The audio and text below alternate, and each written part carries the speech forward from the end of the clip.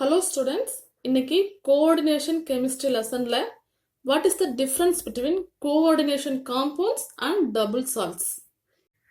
சரி, முதல்ல இந்த coordination compoundையும் double saltையும் எப்படி உருவாக்குறாங்க அப்படின்னா ரெண்டு இல்லைன்னா அதுக்கு மேற்பட்ட ஒரு ஸ்டேபிளான காம்பவுண்டை எடுத்துப்பாங்க.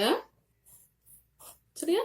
இந்த காம்பவுண்டை என்ன பண்ணுவாங்க அப்படின்னா தண்ணியில் நல்லா கரைச்சிப்பாங்க. இது ஒரு காம்பவுண்ட் எடுத்துக்கிட்டோம், இது ஒரு காம்பவுண்ட். இதை நல்லா தண்ணியில் கரைச்சிட்டோம்.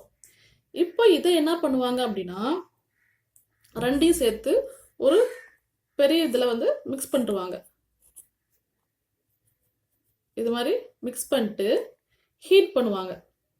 ஹீட் பண்ணும்போது என்ன நடக்கும்? சொல்யூஷன் இருக்கிறதுனால தண்ணியெல்லாம் ஆவியாக போயிடும். அடியில் சால்ட் தங்கும். இந்த சால்ட் கோஆர்டினேஷன் காம்பவுண்டாக இருக்கலாம், இல்லைன்னா டபுள் சால்ட்டாக இருக்கலாம். அதாவது ரெண்டு சால்ட்டையும் மிக்ஸ் பண்ணி புதுசாக ஒரே சால்ட்டாக உருவாக்கியிருக்கோம் இல்லையா? ஸோ அதுதான் டபுள் சால்ட். அப்படி உருவாக்கின சால்ட்டு டபுள் சால்ட்டாக இருக்கலாம், இல்லைன்னா கோஆர்டினேஷன் காம்பவுண்டாக இருக்கலாம். அதுக்கு எப்படி கண்டுபிடிக்கிறது, அதுக்கான டிஃப்ரென்ஸ் எப்படி இருக்கும் அப்படிங்கிறத பார்ப்போம். For example, ferrous sulphate, ammonium sulphate அப்படிங்கிற ரெண்டு சொல்யூஷனை ஒரே மோலாரிட்டி அளவில் எடுத்துட்டு அதை மிக்ஸ் பண்ணி எவாப்ரேட் பண்ணுறோம். எவாப்ரேட் பண்ணும்போது நமக்கு ஒரு சால்ட் கிடைக்குது. அந்த சால்ட் பேர் ஃபெர்ரஸ் அமோனியம் சல்ஃபேட். அந்த சால்ட்டில் தனியாக ஃபெர்ரஸ் சல்ஃபேட் தனியாக அமோனியம் சல்ஃபேட்டாக இருக்காது, ஒரே சால்ட்டாக ஃபார்ம் ஆயிருக்கும். அதுக்கு பேர் ferrous ammonium sulphate. FeSO4 NH4 twice SO4 6H2O. இந்த சால்ட்டை மோர்ஸ் சால்ட்டு சொல்கிறாங்க. அதே மாதிரி இன்னும் ரெண்டு ஃபெர்ரிக் குளோரைடையும் பொட்டாசியம் தயோசைனேட்டை எடுத்துக்கிட்டு மிக்ஸ் பண்ணி எவாப்ரேட் பண்ணுறோம். எவாப்ரேட் பண்ணால் ரெண்டும் மிக்ஸ் ஆகி ஒரே காம்பவுண்டாக கிடைக்குது. அந்த காம்பவுண்டோட பேர் பொட்டாசியம் ஃபெர்ரி தயோசைனேட். K3FeSCN6 அப்படிங்கிற ஒரு காம்ப்ளெக்ஸ் கிடைக்குது. இது பிளட் ரெட் கலரில் இருக்கும். சரி, இப்போ நாம் ஒரு டபுள் சால்ட்டை உருவாக்கிட்டோம்.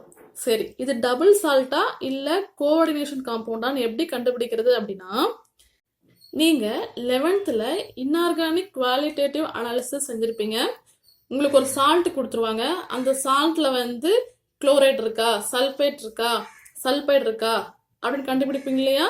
அதே மாதிரி நீங்கள் இந்த சால்ட்டை எடுத்துக்கிட்டு இதில் என்னென்ன அயான்ஸ் இருக்குது? Fe2+ அயான்ஸ் இருக்குது. அதே மாதிரி SO4 2- அயான்ஸ் இருக்குது.